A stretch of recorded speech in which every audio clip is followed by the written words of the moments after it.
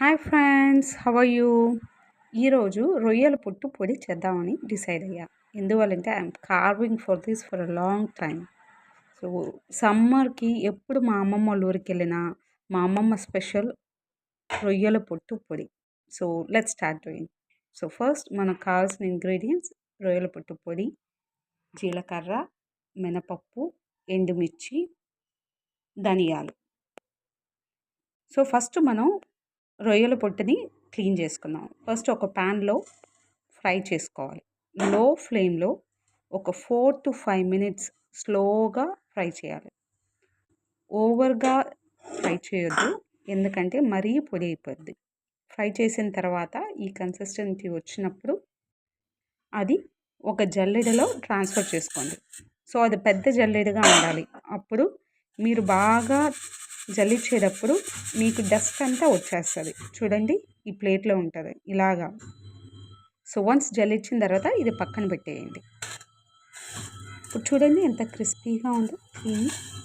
Awesome. Next step, ఇంకో pan తీసుకొనేసి కొంచెం oil పోసుకోండి. ఫస్ట్ మినప్పప్పు వేసుకొనేసి లైట్గా వేయించుకోండి. దోరగా వేయించిన తర్వాత నెక్స్ట్ కరివేపాకు తీసుకోండి, బాగా కడిగేసి వేయండి. అది చిటపటలాడిన తర్వాత మీరు నెక్స్ట్ ధనియాలు వేసుకోండి. ధనియాలు కూడా దోరగా వేయించుకున్న తర్వాత నెక్స్ట్ జీలకర్ర వేసుకోండి. జీలకర్ర వేసుకొని బాగా వేగాక కాసేపు పక్కన పెట్టేయండి. నాకైతే ఇది మా అమ్మమ్మ ఎప్పుడు ఇచ్చిన అన్నంలోకి, టిఫిన్లోకి ఎప్పుడు తినేదాన్ని. మీకు ఏది ఇష్టమో కమెంట్ చేయండి. నెక్స్ట్ ఎండుమిర్చి తీసుకొని దోరగా వేయించుకోండి. బాగా వేగాక ఇవన్నీ చల్లారేదాకా పక్కన పెట్టుకోవాలి. బాగా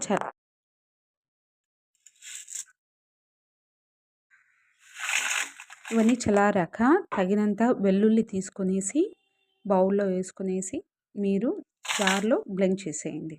బ్లెండ్ చేసిన తర్వాత ఈ కన్సిస్టెన్సీలో వస్తుంది. కావాల్సిన ఉప్పు కూడా వేసుకోండి.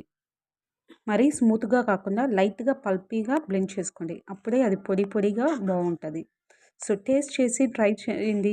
చెప్పండి మీ కమెంట్ ఏంటో అండ్ మీ ఫేవరెట్ ఫుడ్ ఏంటో చెప్పండి.